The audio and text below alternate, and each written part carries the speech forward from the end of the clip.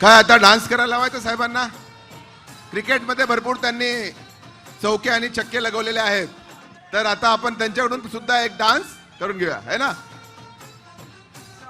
रिक्षा बरोबर ना? डान्स करायला लावायचं की नाही ना? माझा आणि आम्ही एकत्र खेळलोय महाराष्ट्रासाठी.